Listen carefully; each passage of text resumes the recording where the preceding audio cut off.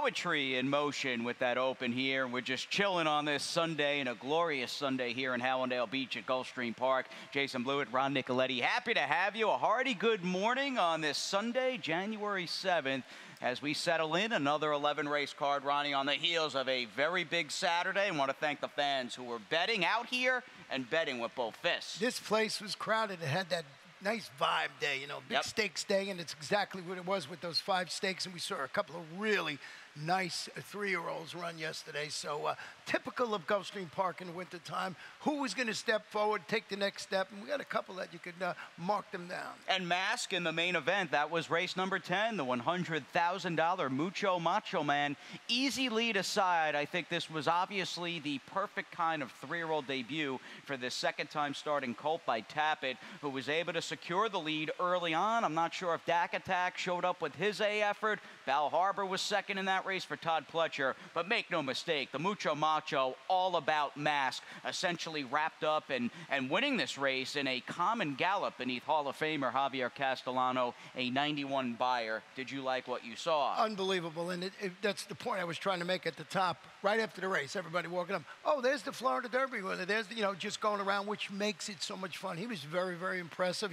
Went 48 for the half, but that doesn't matter to me. He did it so easily, and he was just better than the other horses in the race. His bandwagon, it took basically, what he run that mile in, 1:39. His bandwagon swelled from a tiny bandwagon, so to speak, relatively speaking, to a rather large one for a trainer who, speaking of large, has got the kind of shed, bro, that you blow your mind over. I mean, the kind of talent in that Chad Brown barn, and this is nothing new, but it continues as time goes on, an operation that just continues to send out more top-level, first-class rate horses in there. And come to think of it, he's got the Breeders' Cup Juvenile winner, Good Magic, who you voted for, I believe, for 2-year-old champion. Yes. Thoughts behind that? Because there was a little bit, and I think there still is a little bit of a debate.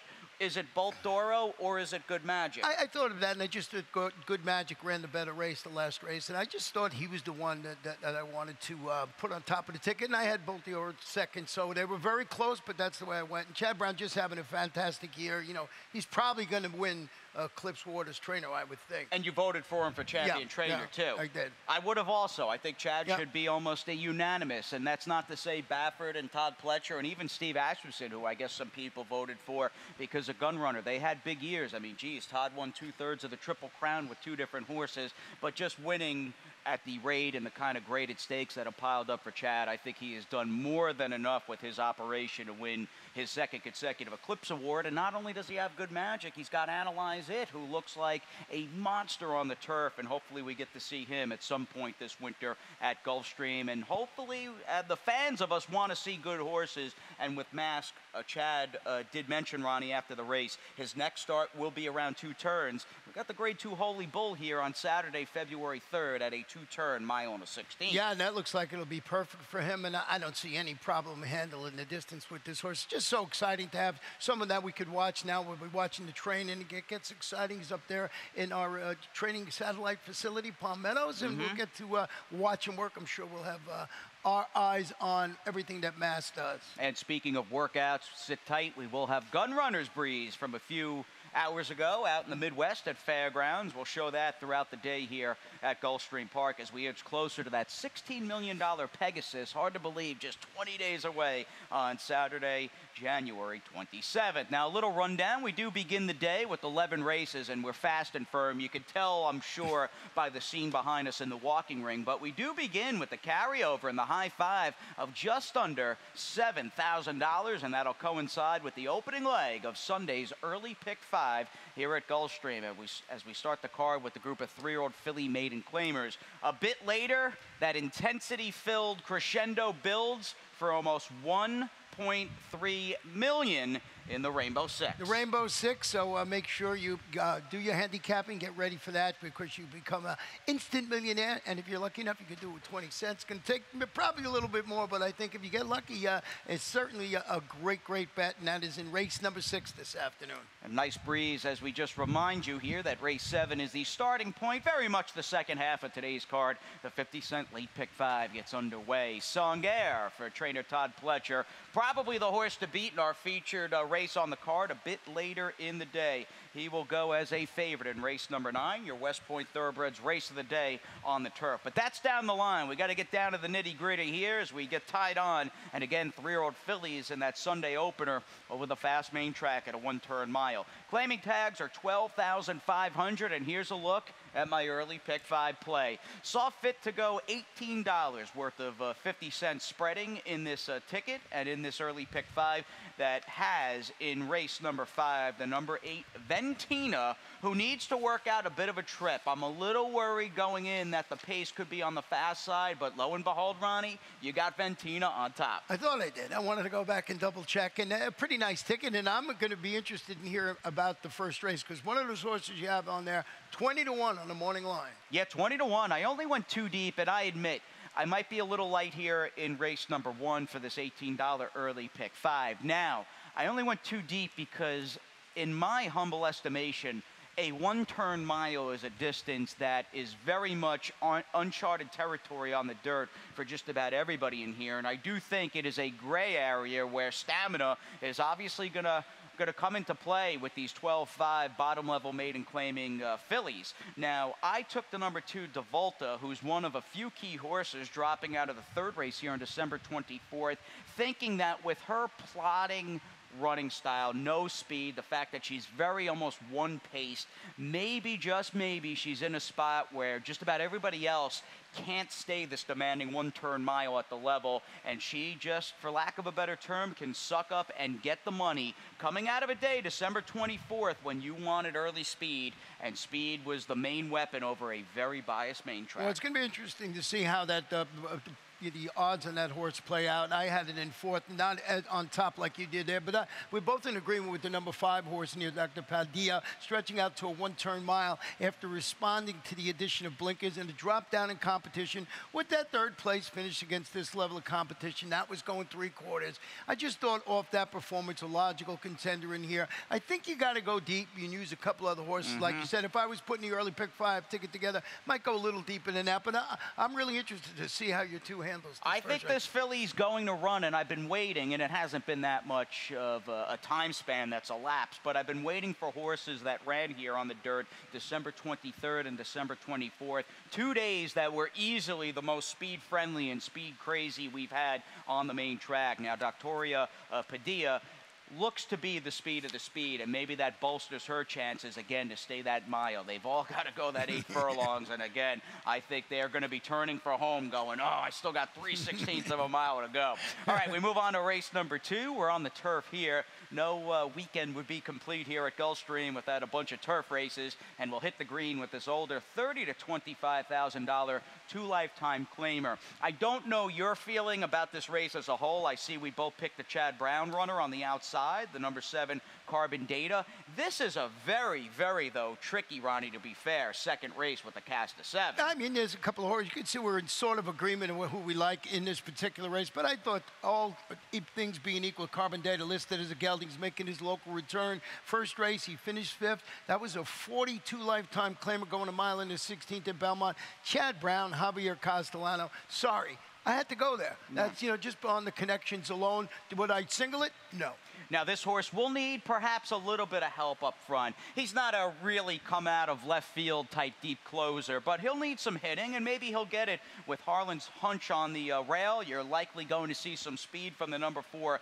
Don't overlook. And I had noticed the fractional times of the mile and the 16th race up north in his last start at Belmont Park on the Widener grass course, and they looked on the slow side to me at 23-2 and 46-3, and lo and behold, he was beaten at 4-5, but the speeds basically ran 1-2 around the Widener that afternoon. We'll try to keep it going with Chad and Javier off a big win here yesterday with Mask with that 91 buyer. Let's move on to race number 3. We're back on the dirt at 5.5 furlongs. These are 2 lifetime older claimers running for tags of $62.50, and this race has got a bit of a potential chaos vibe to it to me. It definitely no discussion can take place without first mentioning the drop downs. The number 3 Illustrious Son, who Ronnie has seen enough of and left out of his super altogether, and the number 7, who I've got second and you've got on top. And he's the new face X Factor and a short-priced X Factor at that. The number 7, Uncle T-Bone. Well, you made right. I think the price is too short on 9 to 5. Of course, it's doing some things that not many horses do, and this one is now in the Peter Waldebon. Now, they do that an awful lot. The gelding tries these 6,252 claimers locally, shifting from turf to dirt and finishing second. But that was a non-winners of 2 lifetime allowance. I'm going to defer to you. What does that mean at Finger Lakes? You'll have to ask Jeremiah Engelhardt. I was not, my knee-jerk reaction seeing the fact that a very good horseman and one of the up-and-comers in the game who's already got a big operation and is already well known in Jeremiah Engelhardt, I was not overly enthused that this horse shipped up to Finger Lakes, where the Engelhardt family dominates, Dad Chris, the patriarch, and Jeremiah, and this horse was not able to, little before Thanksgiving, win a 2 lifetime allowance race in a field of 7.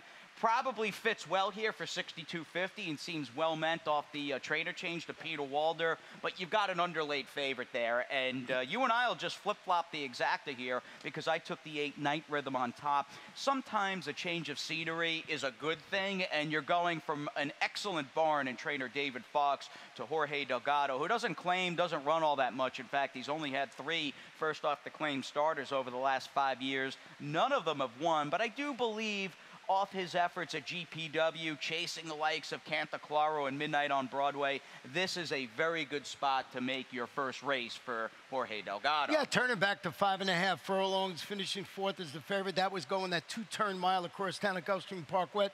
But this gelding has run well in the past when turning back in distance. So I think this horse can be okay in there. And I see you having on top, as you said, we got our exacta flip-flop. Yeah, we'll take a fairly chalky exacta, formful exacta. Again, Illustrious Son for David Fox, and Edgar Zayas likely to take some play. But, man, I looked at his last start, and I know I've got him third. I'm not totally against him, but his last start was oh so pivotal, and it wound up being a poor performance as the beaten 2-to-1 favorite as he dips again down in for the 62.50. And, you know, the horse you have a 4th and I have a 3rd, Equity, is cutting back slightly to this distance. Got park wide last time, and, you know, felt the far going 3/4. I'm in agreement that this horse is better than that last race might indicate. I think if he bounces back, he can be part of the trifecta or superfecta, and you're sort of in agreement, having him in 4th and me in 3rd. I am, because he's consistent enough where he picks up checks. He's definitely got a bridesmaid vibe to him at 1 for 16, and he's rarely a big price, but he figures to be at the very least in the high 5, not going out on a limb by any stretch of the imagination there. Super 6. He's the old Super 6, my friend. In fact, I might hit you up for a loan to get involved with that $7,000 race 1 Super High 5 carryover. As we get on to the 4th, and we go up in class here, and certainly this is a quality-looking crew of 3-year-old fillies in this $50,000 maiden special weight on the main at 7 furlongs. Now, in the case of Code Blue for trainer Dale Romans, he upset the 8th race yesterday. Apostle was in there. They bet the Rapoli-Pletcher horse in Life's a Parlay. Got an 80 buyer for the win, and Dale is back with a bit of a price in the number 6 Ridgeline Hope, one of a couple of key contenders coming out of a race most recently at Churchill Downs. Now, topping the list as far as running beneath the Twin Spires, undoubtedly, Ronnie, the number 4, Cheeky Cherub, who was definitely, and you probably saw my comment in my early pick 5 ticket, with Secretrix coming back and winning the Glitter Woman. I would say she was flattered in a big way. Yeah, and Cheeky Cherub is making her local debut, the first start since. So really, I thought a promising 6-furlong debut in Churchill, in which she rallied. She finished second that day in front of a pair of next out winners. Eddie Keneally, I want to show you a stat on Eddie Keneally, with 3-year-olds making their second career start in maiden special weight.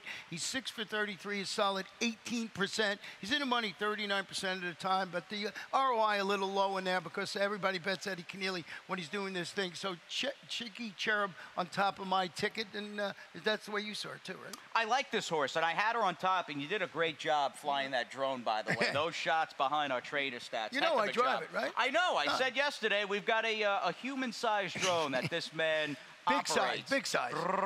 Yeah, we got the triple XL version. You look great though, and I love you. Let's move on though to Shug's horse here. The number 4 best in the business, perhaps named after you, Ronnie, the Gulfstream Park mayor, and a filly by Ghost Zapper. And let's go back to her OBS March sale back in March of 17 when she breezed a furlong that day under steady left-handed urging and went that furlong in 10-1. Good-looking breeze. She was blinkered up that day at OBS, and she'll debut in this race beneath jockey Jose Ortiz. And there you see that left-handed urging. But it seems like a filly who, again, may debut with blinkers. I'm curious to see what the story is this afternoon as Shug sends out a filly who's got some real pedigree power. Not only is she by Ghost Zapper, the female side of her family, a 14-year-old dam who banked just about $250,000 during her racing days and was a 5-time winner on the dirt, including 4 dirt sprint wins. And this is the 4th foal from a dam who's already foaled a number of multiple winners, including an 8-time winner in Do Share. I'd imagine this horse is going to run well. Altermoon, tell me about that second-time starter inside. Well, Altermoon's going to depart from the rail, broke from an outside post last time, which was post 8. Duel for the lead, finished second at the same level and distance. The trainer, Jose Velez, Edgar Zayas in the saddle. I think this horse has got that recency on its side and certainly can grab a share in here, and that's the number 1 Altermoon. If there's a problem, I'm not enamored with 7 furlongs breaking from that inside post. That inside post is just tough, but she seems pretty quick, so maybe she's able to put some separation between, assuming she breaks okay, between her and everybody else as she comes out of a loss against a big favorite in Treasure in Heaven for Brian Lynch that day, who sat a perfect trip and wore her down. But she really ran well.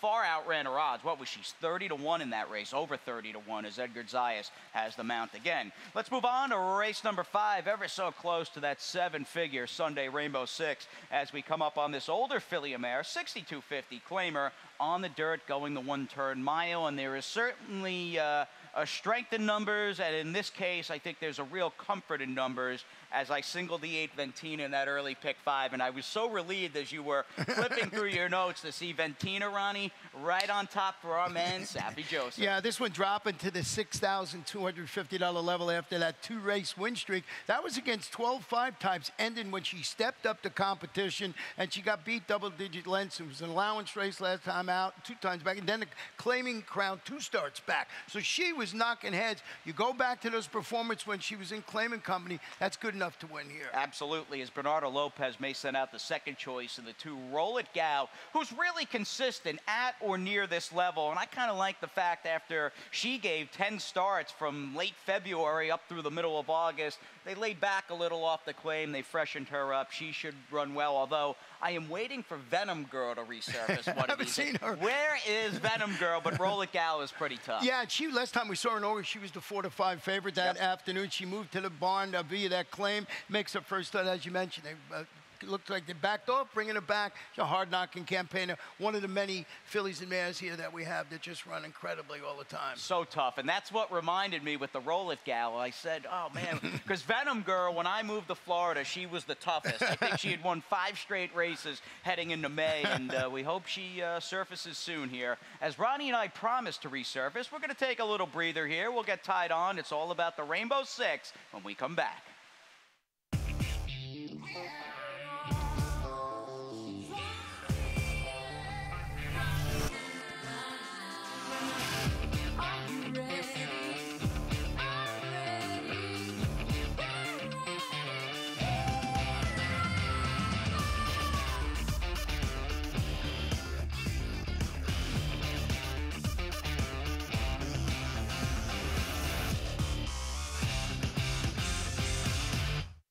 At ExpressBet, we celebrate the champions that make horse racing great.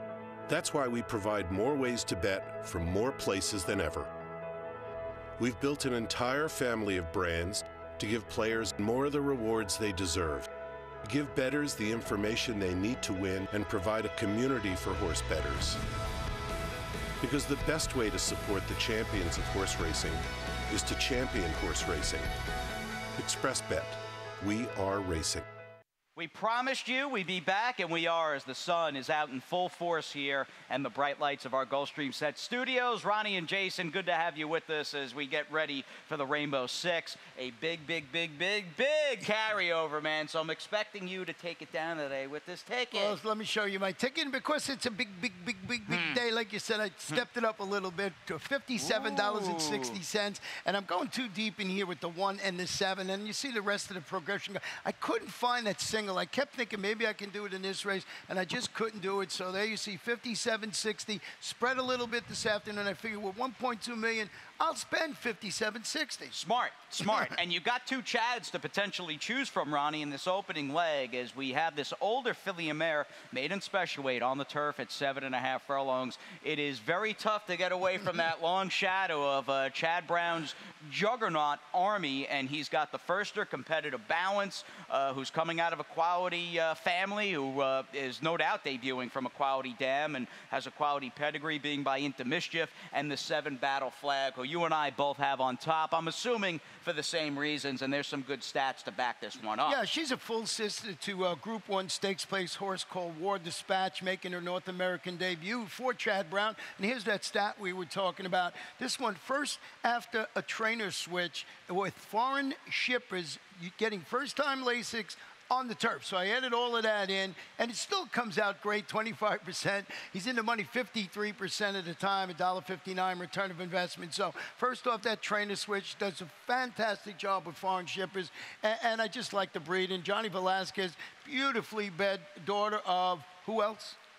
Your favorite sire. Yeah, that's Ronnie's favorite sire. And obviously this horse running on the synth and on the turf, a lot was expected as this horse ran 3 times as a maiden in some good-sized fields and ran at short prices. We'll see how that one does today. However, Bill Mott has a New York shipper in the forms of the 1, Pounds to Pennies. It comes out of a really solid race November 16th up at the Big A. Now, this horse does have to bring, or I should say break, that case of second-itis. But her last start was a solid effort. We got her highlighted in the lime green silks and the hunter green cap there, as she will look for some racing room beneath Manny Franco. The field turns for home on that new outer turf course, and if we could just freeze it there, she's got nowhere to go. It looks like Manny's trying to set her down. All these horses in front of her. He's there in the hunter green cap, and good thing this horse on the outside in the blue had no horse, and Manny was able to finally just kind of smoothly get himself from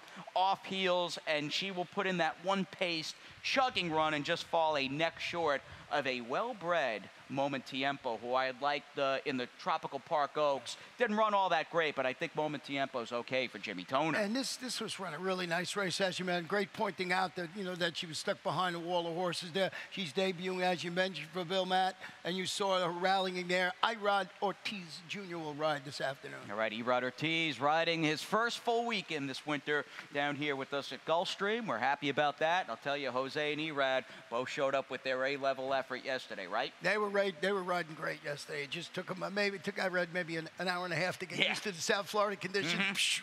Right back in the winner's circle. All right, we'll see how he does riding for Bill Mott. As we turn the page, we come up on race 7, all about the late pick 5, trying to end the week, and we've been running quite a few races here and a lengthy week with only the one dark day back on Tuesday. So let's end it strong, and we'll end with a winner. I'm looking to shake things up in a big way, my friend. Hangry, right on top. Wow. 30-1 on the line in race number 7. I think he gets a fast pace. Didn't single him, obviously, but I will place a wager or 2 on him individually. I think he's going to outrun his odds in a big way. The 8th race, I was confused. I am going 3 deep, and as you can see, I'm maybe throwing in a Hail Mary and an off father in there. Who do you have in that race? I have the 9-horse Jasmine Gem, but my long shot is also in that race. The 8-horse who you have on your ticket. I went 4 deep in that race. Yeah, 4 deep. That's a hard one. Now, I singled Songer, who I just love this horse. I love how he impresses me because he shows up just about every time he runs, and he's got such a powerful afterburner-like closing kick. The old 311 for me in race number 10. Love that 311. And we'll wrap things up in the nightcap, Ronnie. Race number 11. 11, the old 4, 7, and 11, and I'm happy to see you got the 11 over the 4. Yeah, so we're sort of in agreement. I just didn't single Songia in there. I went too deep in that race, but we'll see how it is. But let me tell you about that ticket using the 30-to-1 shot. Yeah. Whoop-de-doo. Yeah. That's who I put on the top. Whoop-de-doo. Well, tell me about whoop-de-doo. Well, this one is dropping to the 6,250 level, stretching out to a mile after stalking the pace and finishing third against 12.53 lifetime claimants. I'm going with whoop-de-doo. I like saying it. That's why. I like hearing you say it. And once again, you got E-Rider Tees, and how did he ride yesterday? Whoop-de-doo for Mr. E-Rad. All right, so next to Ronnie's whoop-de-doo will be the number 3, Hangry. Talked about the track here on December 23rd and on Christmas Eve, the 24th. The 23rd was insanely speedy. Inside speed was king. I know Hangry's not a winning type. I know he's just 2 for 28. I think he is going to get a wicked pace to close out here. I really think there's going to be a lot of speed. Whoop-de-doo's got speed. The number 4, Cape Force, more of a turf horse, but he likes to get involved early. You'll see some speed, I would hope, from the Nick Zito runner, Doolittle Raiders, towards the outside. I'm looking for a meltdown, and I'm looking for a horse who doesn't win all that often, but he was way up against the track last time out in the number 3, Hangry, Ronnie, in race 7. Getting in light with the Princess Abby Medina. One other horse I wanted to mention, you have a third and I have a third. Cotton Color, stretching out to this one-turn mile. The first start since Peter Walder claimed it when he finished the closing third. I want to show you the stat that I came upon. This is Peter Walder, first start after a claim with a horse going from a sprint to a route on the dirt. Limited sampling, but he's 4 for 8, wow. 50%. He's in the money like 75% of the time with a $4.62 ROI. Now, I'll tell you why I was amazed with this. I really never paid that much attention to, with Peter Walder just going from sprint to route. You know, his horses always run well, so I just took it for granted. When I looked at the stat, I said, boy, I got to mention that. All right, so you got both Ortiz brothers in that try. The old 2-1-10 for Ronnie in the 7th, but a big-time number for Mr. Peter Walder. Off the claim, obviously, short to long. 8th race on the afternoon. Let's move on to this 2-turn, 3-year-old filly, maiden special weight, and this one will go as a 2-turn mile on the grass course. We start a big field of 12. That was why my tongue-in-cheek comment was 3 deep and praying. A lot. This race has got a crazy vibe to it, and in the end, there's some disagreement between Ronnie and I. In fact, you, for the most part, went mid-pack to the outside. I'm a little all over the place, and I got another price in the 8, Smashing Serena. It's my long shot today. Oh, is it? I had no idea. This horse just has... You sure? I'm positive. You know me. I am full of integrity and full of honor. I would never... It's like cheating on a test, Yeah, dude. exactly. No, I'm just joking. But I know you are. We You just can't do it. This horse has got just like a wise guy, sneaky vibe to me for Graham today. That is exactly it. I like the breeding. I thought that race up at Laurel was just okay to get it started. I just thought that he'd get a bit of a price. 12-to-1 on the morning line, and it's a half-sister to a Grade 1 stakes place horse called Doubles Partner. Yep. So lots of things to like in there. So I used that one as my long shot today. Yeah, I saw Serena's sister, and I remembered her being a full sister to the one and only, I mean, a Hall of Famer and one of the most legendary fillies in my lifetime in Serena's song. Right. As far as being a producer, she's been a little lackluster outside of Doubles Partner, Right. but being by violence, and these horses have been winning up a storm here. They've been running well. His 2-year-olds, now 3-year-olds on the turf and dirt. She was my bomber in here. Just, again, had that sneaky-looking, wise guy, maiden turf look to her. And we'll try to get your long shot home. Now, tell me about the number 9, Jasmine's Gem, who was your long shot last time. Yeah, I know. She ran great, man, for Tom Bush. Yeah, this one turning back to a mile, shipped in from Belmont and came within that head of shedding the maiden moniker at a mile in the 16. Boy, was I mad about this one. Tommy Bush, Edgar Zayas in the saddle this afternoon. So I put that one on top. But as I mentioned, I went 4 deep in this race. I think it's wide. It's not as easy as saying, oh, this long shot's going to win, or this horse is going to win. That's why I went 4 deep. Such a hard race, man. It really is. The A trip's going to matter, and we'll see who shows up. But let's try to get that Ronnie N long shot home today. Well, let me give you one more stat real quick on Shug McGay with the 7 Pass It On. A layoff of 61 to 180 days with 3-year-old fillies on the turf. He's 29%, 50% in the money. He's got a positive return on investment. There's another reason you have to add more horses to the race. Shug's the best. Belated happy birthday to Shug. Turned a year older yesterday, and Shug the best, and sent out a good-looking Fly So High earlier in the week, and I read Devona Dow, no surprise, on the radar for her. Ninth race on the card. My best bet today, not going out on a limb, with the Afterburner closer. He's a deep closer, and as I wrote my analysis, you know what? He's a deep, deep, deep closer. He comes from left field, but he's so reliable and consistent. And here is the last out win from Song Air back on December 13th. He didn't have the best of trips, as Johnny Velasquez had him towards the back of the pack. Now, the pace did come apart in this race, so he did have that in his favor. But you'll watch as we pick this up on the middle of the turn. Johnny's still very much in hand with the blinkered Song Air. Where are you going to go here? There is nowhere to go. And finally, Johnny's able to just grab him from off heels there, had to steady ever so slightly, and here he comes like a freight train. I really, he's one of my favorite horses in Florida because he always seems to just get up narrowly with that huge kick. And I remember watching that race with everybody and said, well, there's no way this horse is getting up. He's done, and he's close to get it, so a logical choice. Now, tried to beat him a little bit with the horse you have in second, that's Attribute, stretching out to a mile after recovering from an awkward start last time out, finished fourth against first-level allowance runners, going 3/4 of a mile. Danny Gargan really solid with horses stretching out in distance, like 32%. Irod Ortiz Jr., it sounds like if the Ortizes have a good day, I'm going to have a good day. And we hope they have a good day. Oh, I'm always rooting for Ronnie. As Gargan got on the board here, Danny, that is, with Runaway Posse, who was exiting the same race as Attribute up at the Big A. 10th on the card. Let's wrap things up on the main track. Late double begins. Bulky field of these older 6250 claimers. And I've talked a few different times today, mostly about prices that I like who were against the bias last time out, December 23rd and 24th.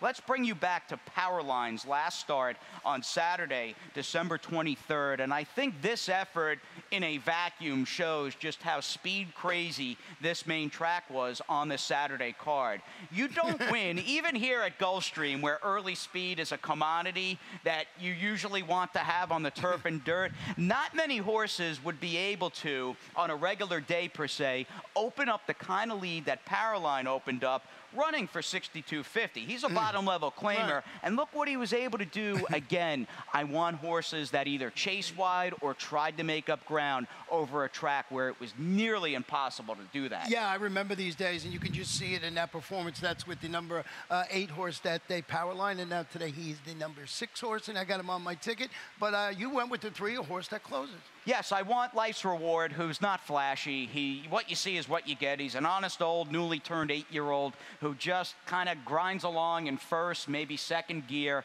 And if this race starts to come apart, and I think it's going to. I think the pace is going to be fast, and I think Powerline is just a trap today off that bias-aided performance. I think a closer and a grinder like Life's Reward is going to get the money. Yeah, and I went with Brown's Gap dropping to this level, followed a really impressive victory, comes back, you know, tracks the pace, phases, gets better, so it's a drop-down angle for me. But I'm going to go back and look at all these races that you said. I think you should, man. You know, with the day with Speed Fraving taking closers Yeah, today. The Powerline race, don't you agree, though? Oh, yeah. Wasn't that just an unbelievable performance? I mean, you don't see horses do that and actually win. And it wasn't even that close. It's not like he held on by a nose. All right, it was ahead. It was pretty close. But still, I think he was moved up big time by the track. We'll wrap up the last, and we'll do the nightcap quickly here before Pete Aiello gets on. And there's very few changes and scratches on the card today. 3-year-old fillies in the nightcap, Ronnie. 11-4, 4-11 for the boys. Yeah, I went with Baylor dropping to this level after stepping up, finishing 5th to 50 maiden.